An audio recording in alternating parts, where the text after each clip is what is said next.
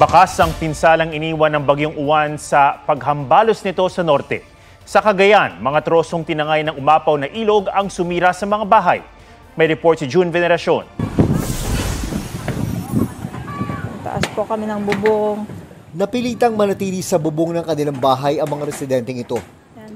Kuha yan ng kasagsagan ng pananalasa ng Bagyong Uwan sa Tuaw, Cagayan. Yung mga alaga namin, mabiik. Kasama rin nila ang mga alagang hayop.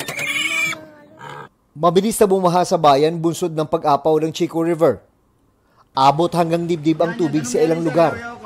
Kaya kailangan ilikas ang ilang residente.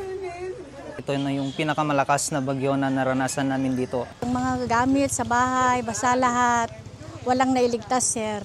Kasi yung sa loob ng bahay, sir, putik lahat, sir.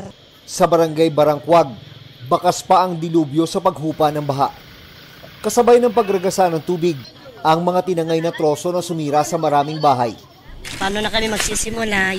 Yung tindahan namin, sir, wala na. Wala na pang kabuhayan. Talagang yung mga bahay ay tinamaan ng mga troso na galing sa taas, galing Kalinga and Mountain Province. Maging ang lungsod ng Tuguegarao, nalubog din sa mataas na baha. Halos abot ng bubong. Tumulong na ang Philippine Red Cross sa pagpapalikas sa mga binahang residente. Perwisyo naman sa ilang motorista ang naitalang landslide sa kahabaan ng Nueva Vizcaya, Pangasinan Road.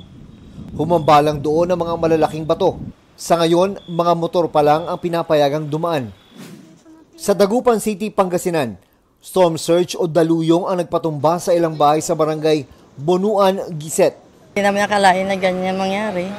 Kala namin yung parang dati lang na bagyo, yung ordinary lang. Yung pala talagang napakalakas pala.